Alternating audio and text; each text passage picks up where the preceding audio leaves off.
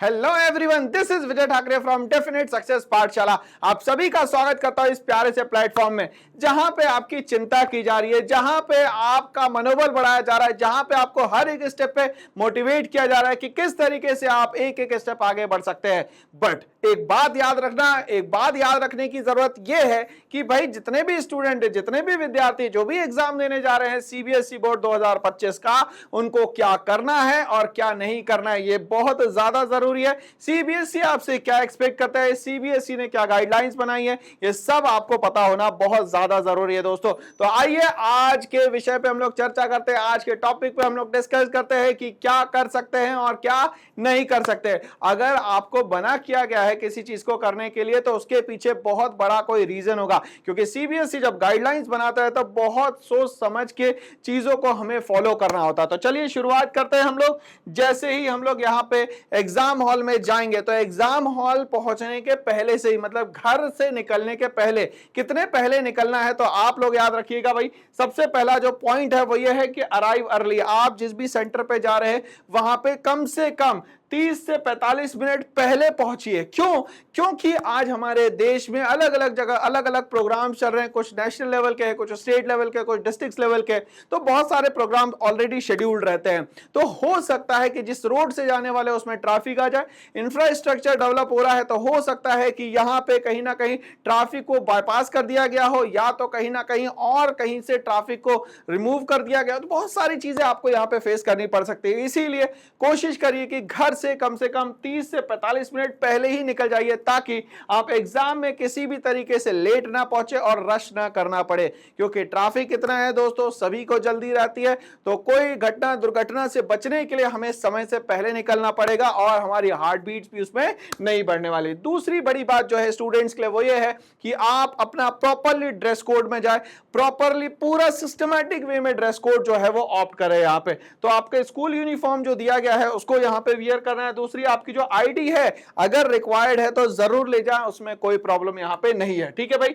Neat and clean appearance रखना जरूरी है, क्योंकि आप अपने पेरेंट्स का, आप अपने स्कूल का और आपने खुद का भी बहुत ज्यादा रेस्पेक्ट जो है करते हैं। इसीलिए अपनी डिग्निटी मेंटेन करने के लिए हमें नीट एंड क्लीन उस एग्जाम सेंटर पे जाना है। तीसरी बड़ी बात कि आपका एडमिट कार्ड जो है वो जरूर लेके जाना है भाई, याद से लेके जाना है, क्योंकि बिना एडमिट कार्ड के वहां पे दोस्तों एंट्री नहीं मिलने वाली। तो इसीलिए आपके पास एडमिट कार्ड जो है वो मैंडेटरी है कि लेके ही जाना है, कुछ भी हो जाए। हाँ, एक काम और कर सकते हैं, जिसके भी साथ जा रहे हैं तो हो सकता है अगर आप मान लेते हैं एडमिट कार्ड भूल भी गए, तो यहाँ पे भूलना तो नहीं है, मगर अगर इधर उधर कुछ हो जाता है फॉर एग्जांपल, तो आप एक काम कर सकते हैं, उसकी जेरॉक्स करवा के रख लीजिए, ताकि अगर मान लेते हैं इनकेस अगर एडमिट कार्ड इधर उधर गिर गया या कुछ भी हो गया तो उस जेरॉक्स से हो सकता है आपको entry they they in form of request. मैं ये नहीं कह रहा हूं कि आपको एंट्री मिल जाएगी, बट रिक्वेस्ट के फॉर्म में हो सकता है एंट्री भी मिल जाए। ठीक है, बट यहाँ पे without it you won't be allowed to enter the exam. But यहाँ एडमिट कार्ड जो सीबीएसई ने दिया उसके बिना तो आपको एंट्री मिलेगी नहीं। इसीलिए बहुत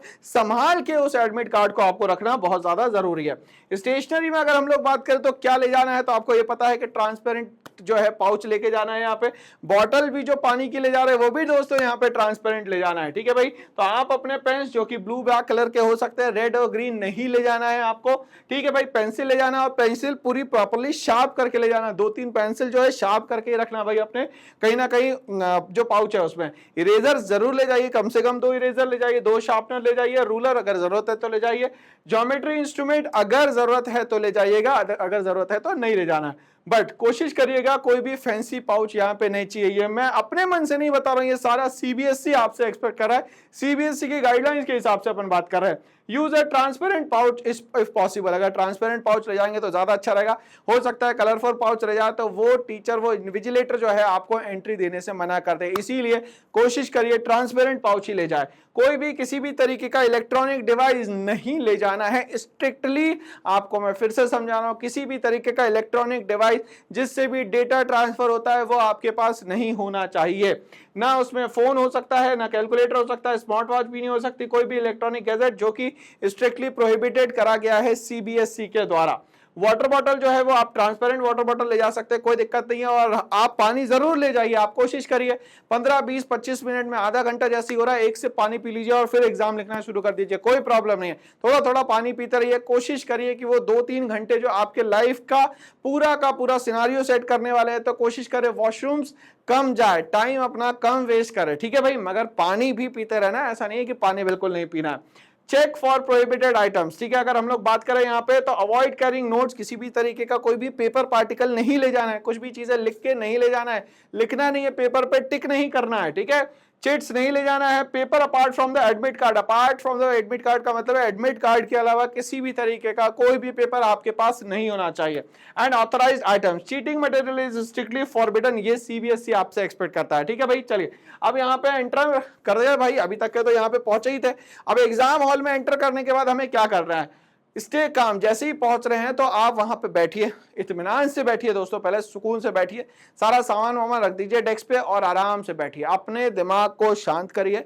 और ये सब आपको पहले करना पड़ेगा, मतलब 15-20 मिनट जब आप पहले पहुंचेंगे तब जाके ये चीजों पे, अगर आप भगते भगते जा रहे हैं तो किसी भी तरीके का कोई भी स्टे काम नहीं हो पाएगा और कुछ ना कुछ गलती हो जाएगी। इसीलिए हार्ट बीट्स को नॉर्मल करिए, आराम से आंख बंद कर लीजिए, थोड़ी देर मेडिटेट करिए, अपने आप को रिचार्ज करिए और एग्जाम के लिए फिर आप तैयार हो जाइए। तो सबसे पहली बात यह है कि आप स्टे काम रहे, क्वाइटली वहां पे चुपचाप बैठे, एडमिट कार्ड देखे, अपना बेंच पे जाके बैठ जाए।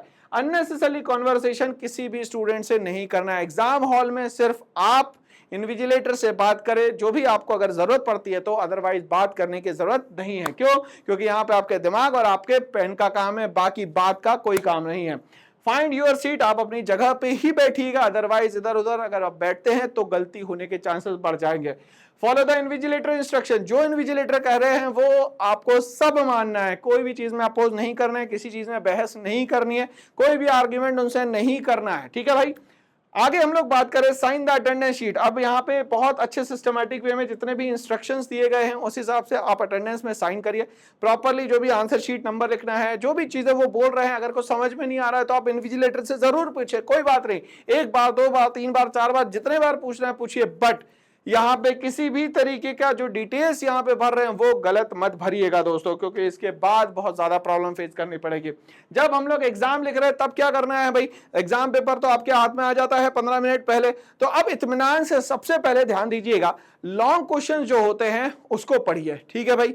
उसके बाद आप देखिए पहले तो क्वेश्चंस पूरे हैं कि नहीं है, लॉन्ग क्वेश्चन देख लिए, क्वेश्चंस पूरे हैं देख लिए, सीक्वेंस पूरा है देख लिया, कोई पेपर कहीं से फटा हुआ तो नहीं है, कुछ टीयर ऑफ तो नहीं है, कुछ और चीजें उसमें ऐसा तो नहीं लग रहा है, तो वो सारी चीजें पहले देख लीजिए, इंस्ट्रक्शंस पूरे पढ़ लीजिए।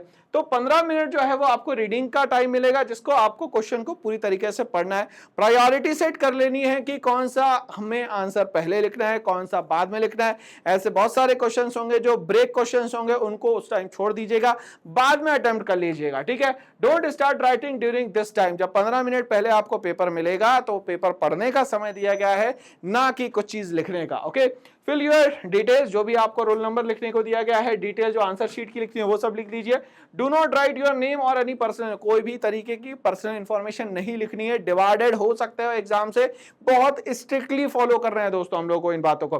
Fill in your details, answer the question you are confident about first and then move on tougher ones. अब ये मत करना कि वहां पे 1 2 3 4 ही कर रहे हैं, नहीं, हमें जो आता है पहले, जिसमें सबसे अच्छी कमांड है, सबसे पहले उससे शुरुआत करें। हाँ, क्वेश्चन नंबर बहुत अच्छे से लिखिए, उसके नीचे आंसर लिखिए, कोई दिक्कत परेशानी नहीं है। मैंने अभी कहा ब्लू ब्लैक का इस्तेमाल करना है, रेड ग्रीन का इस्तेमाल बिल्कुल भी नहीं करना है, और हमें उसमें बहुत ज्यादा पेंटिंग भी नहीं बनानी है, सिंपल रहने दीजिए। मान लेते कोई वर्ड लिखा गलत हो गया तो पेंसिल से सिर्फ थोड़ा सा उसको काट दीजिए और उसको करने की जरूरत, पता चल रहा है उसी में 10 मिनट तक के आप आराम से उसमें जो है ड्राइंग बना रहे हैं। ये नहीं करना है दोस्तों, टाइम नहीं है आपके पास ये सब करने का।